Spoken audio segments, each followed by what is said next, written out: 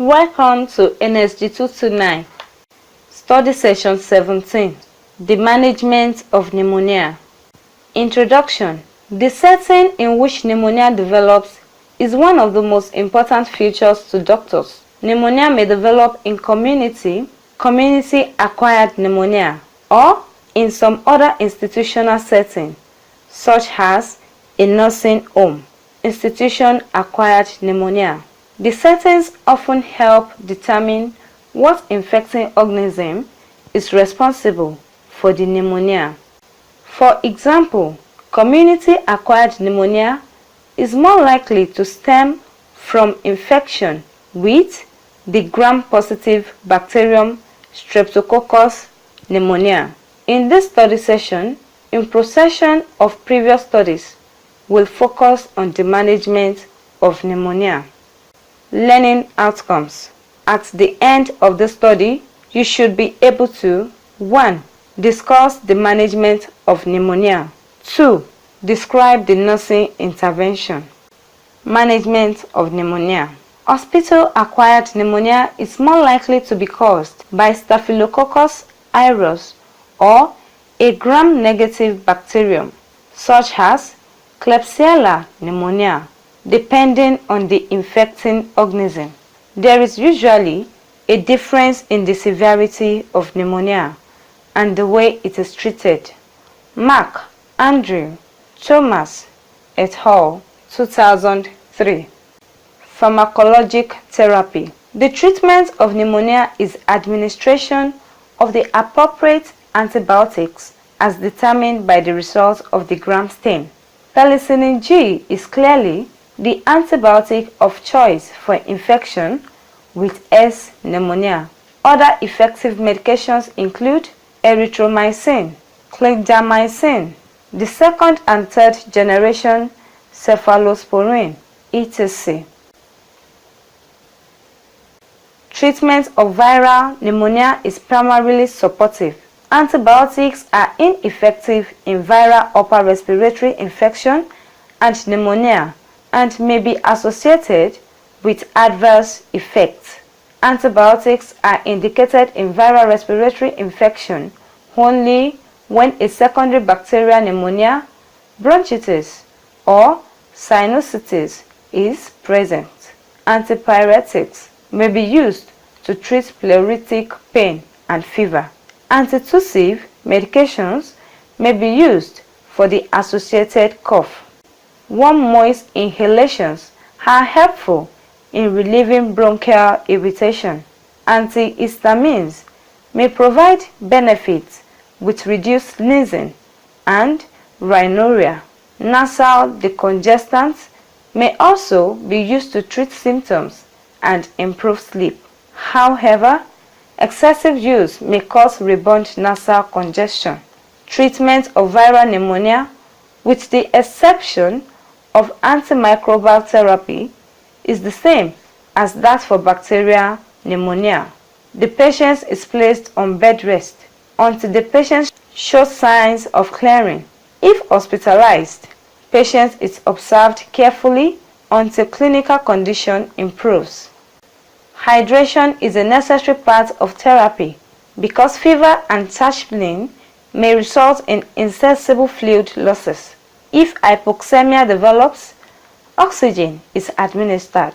A high concentration of oxygen is contraindicated in patients with COPD because it may worsen alveolar ventilation by decreasing the patient's ventilatory drive, leading to further respiratory decomposition. Respiratory support measures include high oxygen concentrations, endotracheal intubation, and mechanical ventilation.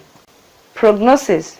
With treatment, most patients will improve within 2 weeks.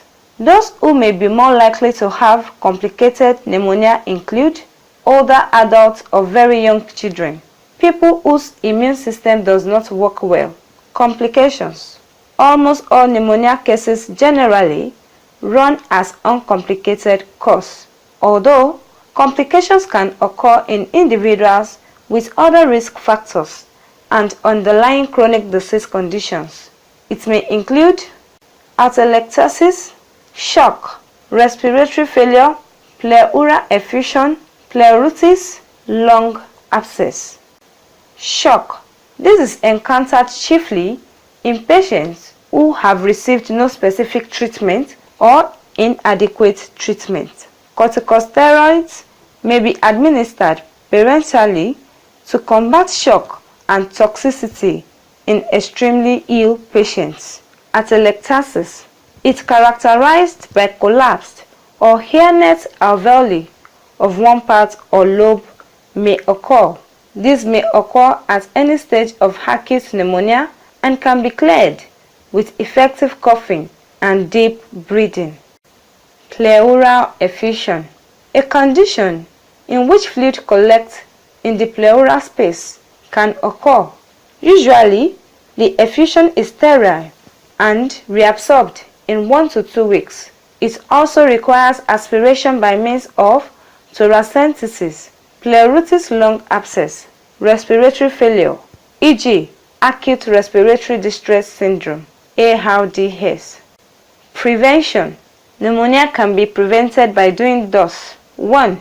Advise the patients to avoid using antibiotics indiscriminately during minor viral infections because this may result in upper airway colonization with antibiotic-resistant bacteria. If the patient then develops the causative organisms of pneumonia, may require treatment with more toxic antibiotics. 2.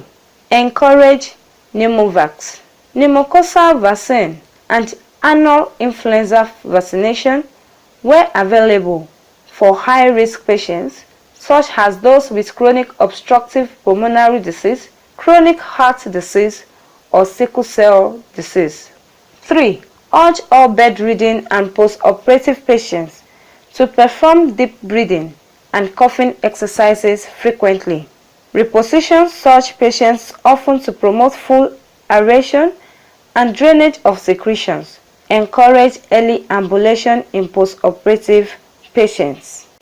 4.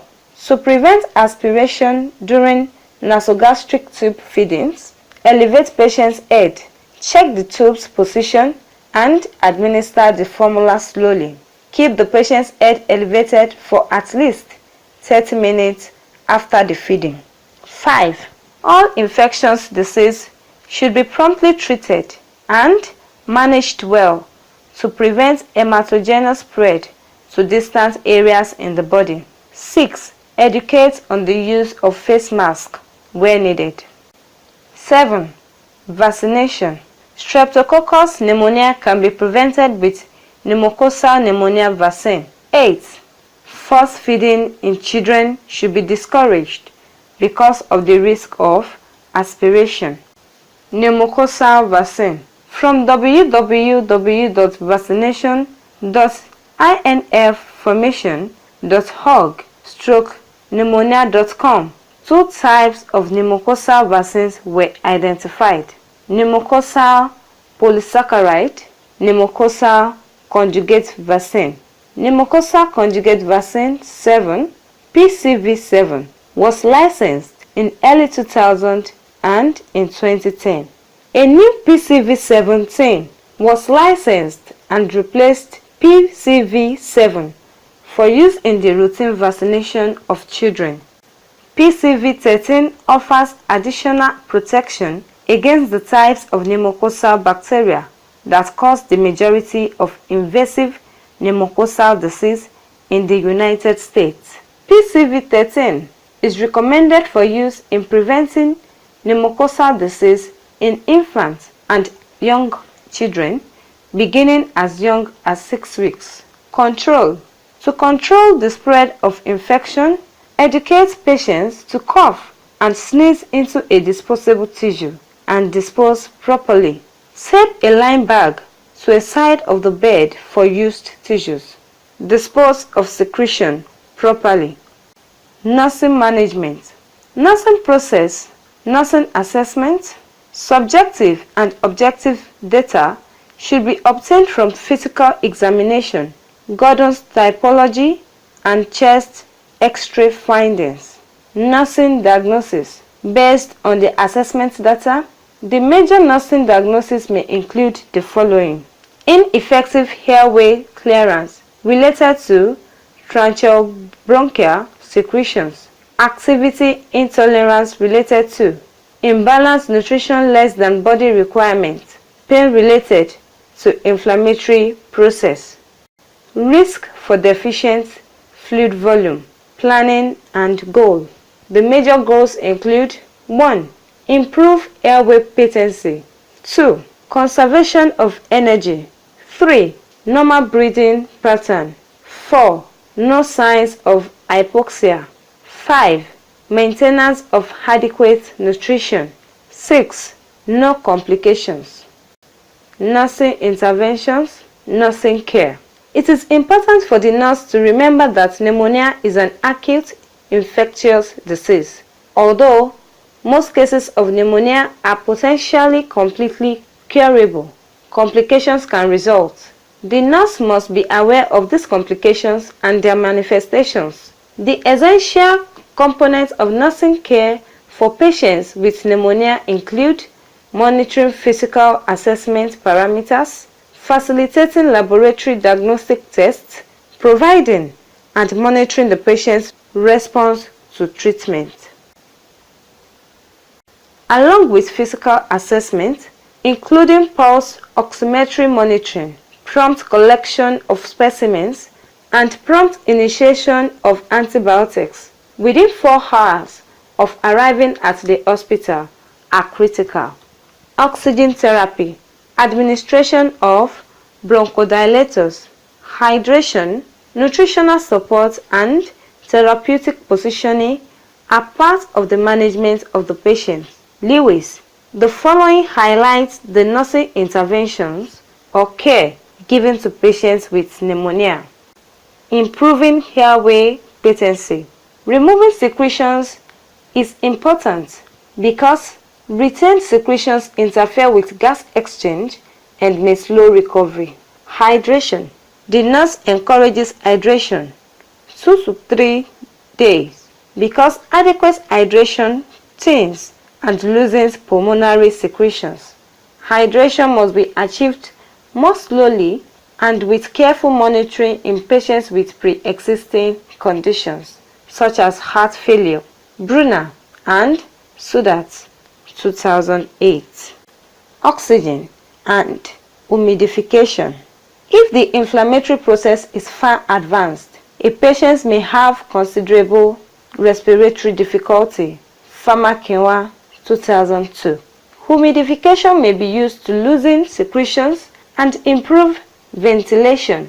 A high humidity face mask using either compressed air or 02 delivers warm, humidified air to the tracheobronchial tree, helps to liquefy secretions, and relieves tracheobronchial irritation. The nurse administers oxygen therapy as prescribed. The effectiveness of oxygen therapy is monitored by improvement in clinical signs and symptoms, patient's comfort, and oxygen values as measured by pulse oximetry or arterial blood gas analysis. Cough mechanism. Coughing can be initiated voluntarily or by reflex. Lung expansion maneuvers, such as deep breathing with an incentive spirometer, may induce a cough. A directed cough may be necessary to improve airway potency. The nurse encourages the patients to perform an effective directed cough, which includes correct positioning, a deep inspiratory maneuver, glottis closure, contraction of expiratory mucus against the closed glottis, sudden glottis opening, and an explosive expiration.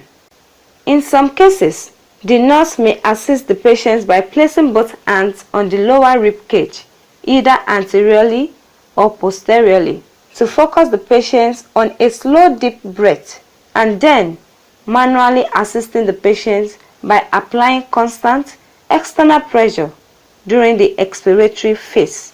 Brunner and Sudat, 2008. Therapeutic positioning or chest physiotherapy. Therapeutic positioning identifies the best position for the patient to assure stable oxygenation status. The concepts of therapeutic positioning are based on type of lung disease and patient's response to positioning. The good lung down position is utilized for patients with unilateral lung disease in whom better oxygenation is achieved when the unaffected lung, good lung, is placed in the down lateral position. For bilateral lung disease, research indicates that positioning the patients with the right lung down provides the best ventilation and perfusion. The use of bronchial hygiene techniques, postural drainage, percussion, vibration is generally warranted unless the patient is producing large volumes of sputum, greater than 30 ml per day, or has X-ray evidence of mucus plunging and lobar collapse. Intensive spirometry, turning, coughing, and deep breathing all increase lung volume, mobilize secretions, and prevent atelectasis. Exercise and early ambulation augment bronchial hygiene and are encouraged as tolerated. Lewis et al. 2007.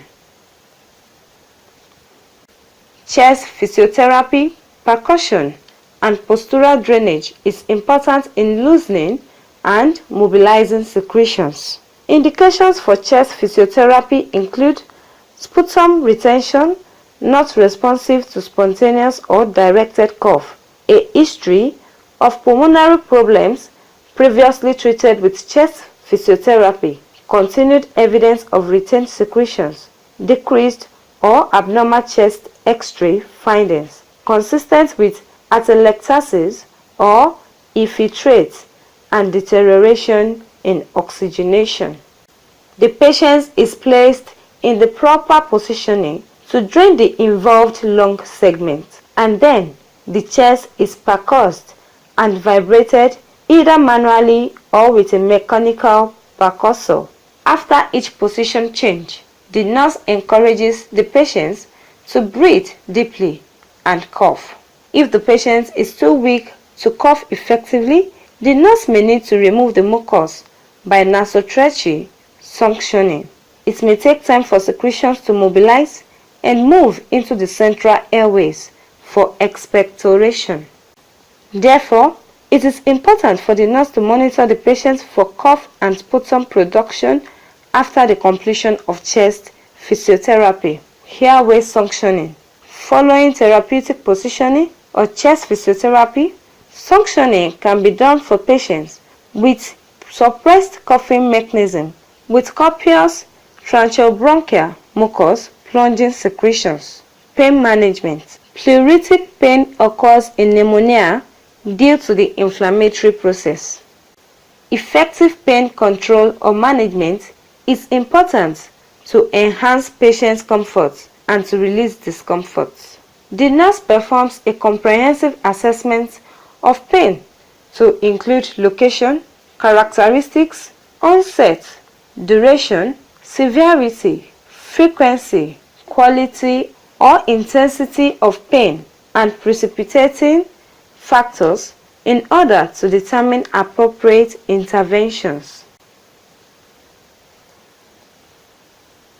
Non-pharmacological technique, e.g., relaxation, guided imaging, music therapy, and distraction are used to relieve pain.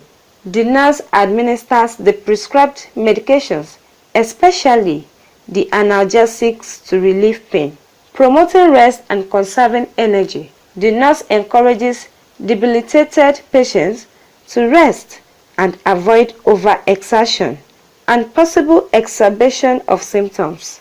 The patient should assume a comfortable position to promote rest and breathing, semi-Fowler's position, and to change positions frequently to enhance secretion, clearance, and ventilation and perfusion in the lungs. Nursing care is planned simultaneously, thus allowing for uninterrupted rest periods. Rest enhances mobilization of body defenses so that the patients will have enough to fight against the invading organisms. It is important to instruct outpatients not to overexert themselves and to engage in only moderate activity during the initial phases of treatment. Promoting fluid intake. The respiratory rate of patients with pneumonia increases because of the increased workload imposed by labor breathing and fever. An increased respiratory rate leads to an increase in insensible fluid loss during exhalation and can lead to dehydration. Therefore, it is important to encourage increased fluid intake, at least 2 L per day, unless contraindicated. Oral fluids are generally ordered for the acutely ill patients as soon as they can be tolerated. Records of intake and output must be kept. Pharmakinwa, 2002. Maintaining nutrition. Many patients with shortness of breath and fatigue have a decreased appetite and consume only fluids. Fluids with electrolytes may help provide fluid, calories, and electrolytes. Intravenous fluids and nutrients may be administered if necessary. Also, high nourishing diet consisting high proteins and vitamins is rewardable for the replacement of lost tissue and for the building of its resistance to infection. Physical care. Self-care, oral hygiene, bed bath, etc. should be carried out for debilitated or patients that are seriously ill to ensure that the patients feel comfortable while pressure source and other complications of immobility are prevented. Administering medication. Antibiotics and other prescribed drugs are administered by the nurse and their side effects are monitored. Health education, promoting patients' knowledge. The nurse helps in promoting the knowledge of the patients and community by health educating and instructing them about the cause of pneumonia, management, and symptoms. Signs and symptoms that should be reported to the physician or nurse and the need for follow-up. The patient is also informed about factors, both patient's risk factor and external factors that may have contributed to development of pneumonia and strategies to promote recovery and prevent recurrence. Monitoring and managing potential complications. The patient is observed for response to antibiotics therapy. Usually, patients begin to respond to treatment within 24 to 48 hours after antibiotic therapy is initiated. The patient is monitored for changes in physical status, deterioration of condition, or resolution of symptoms. For persistent recurrent fever, which may be a result of medication allergy, medication resistance, or slow response greater than 48 hours of the susceptible organism to therapy, superinfection, pleural effusion, or pneumonia caused by an unusual organism. Failure of the pneumonia to resolve or persistence of symptoms despite changes on the X-ray raises the suspicion of other underlying disorders, such as lung cancer. In addition to monitoring for continuing symptoms of pneumonia, the nurse also monitors for other complications, such as shock and multisystem failure and atelectasis, which may develop during the first few days of antibiotic treatment. Brunner and Sudat, 2008. Health promotion activities. Good health habits such as proper hygiene, adequate diet, rest, and regular exercises. All this maintain natural resistance to infective organisms. Health promotion activities. 2. Prompt treatment of upper respiratory tract infection with supportive measure, usually with fluids and rest. But if symptoms persist for more than 7 days, medical treatment should be encouraged. 3. In hospitalization, identify patients of risk of pneumonia and take adequate measures to prevent its development, such as 4. Frequent turning of unconscious patients. 5. Positioning of intubated patients in semi-recumbent position, particularly during enteral feeding. American Thoracic Society, ATS. 6. For patients on tube feeding, oral tube is preferable to nasal tubes to prevent nosocomial sinusitis. Summary. In this study, we have learned that hospital-acquired pneumonia is more likely to be caused by Staphylococcus aureus or a gram-negative bacterium such as Klebsiella pneumonia. Depending on the affecting organism, there is usually a difference in the severity of pneumonia and the way it is treated. Mark, Andrew, Thomas, et al., 2003. The treatment of pneumonia is administration of the appropriate antibiotics as determined by the results of the gram stain. Penicillin G is clearly the antibiotic of choice for infection with S. pneumonia. Other effective medications include erythromycin, clindamycin, the second and third generation cephalosporin, etc. It is important for the nurse to remember that pneumonia is an acute infectious disease. Although most cases of pneumonia are potentially completely curable, complications can result. The nurse must be aware of these complications and their manifestations. The essential components of nursing care for patients with pneumonia include monitoring physical assessment parameters, facilitating laboratory diagnostic tests, providing and monitoring the patient's response to treatment. End of study session 17. Thanks for listening.